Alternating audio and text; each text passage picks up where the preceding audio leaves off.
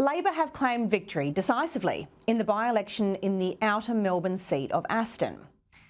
There'll be plenty of people who want to make this a story about parliamentary leadership or about whether the Liberal Party needs to remake themselves in the image of the urban left. But the facts are actually much simpler. Rashina Campbell was an outstanding candidate, a bright and accomplished barrister with the capacity to make a real ministerial contribution. The same couldn't be said of the Labor candidate. But Rashina was not a creature of the outer eastern suburbs, the doing it tough workers, the tradies, teachers, small business owners and nurses of Baronia, Bayswater and Ferntree Gully. She might be a winning candidate for a seat like Higgins, but there's a very different experience of life for those who live over 40 kilometres away in Aston.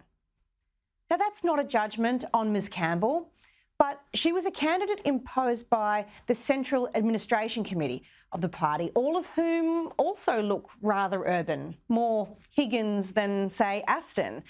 And it meant they didn't really notice the problem. This is not so much a tale of parliamentary leadership as it is a tale of two Australias.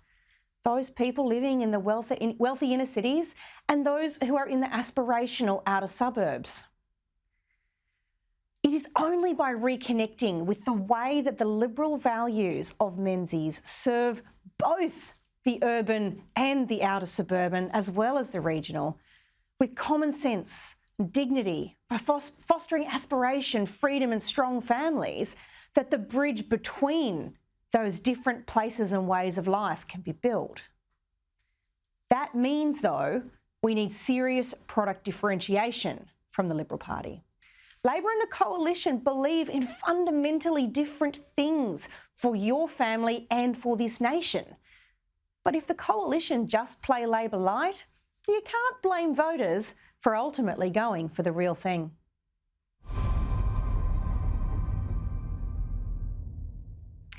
That's my take on the Aston by-election, but let's bring in Michael Kroger, former Victorian Liberal Party president, for his thoughts.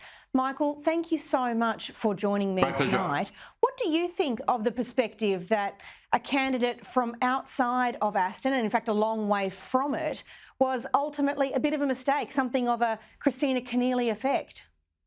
No, I understand what you're saying. I think completely different to Christina. She was just seen to be someone who hopscotched every seat she could possibly, or they could find for at head office. No, I think, I understand your point. No candidate is beyond criticism. I mean, the Labor candidate didn't live in the electorate, but you had in Rashina Campbell a very serious, successful,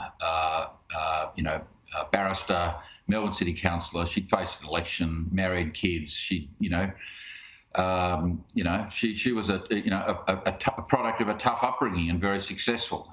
So the party took a risk on her. I don't think anything she did led to the result. Apart from the fact that I thought she did an outstanding job. Yeah, look, I share your view. She did really well and she's a highly credible candidate. I hope someone who will have opportunities in the future. Let's hear what Peter Dutton told insiders this morning. By not winning the election, we've failed that test that have been set by us, for us by the Victorian people. I think there are issues in relation to policy, to personnel, issues in relation to our campaigning techniques. The fundamentals of our party, they're not going to change. Should you stay as leader? Of course I should. Michael, in that grab, leader Peter Dutton says that policies won't change. Do you think they should? No, I think he said the structure of the party's, not necessarily going to change. Yeah, of course the policies need to change from very small target policies to something substantial. I mean, this is the way I look at the political landscape. When I was a kid, there was very little media. In Victoria, you had the Herald, you had the Sun, you had the Age, and you basically had 3AW and the ABC.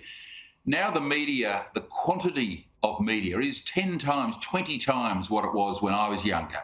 Someone has to fill that media vacuum with content.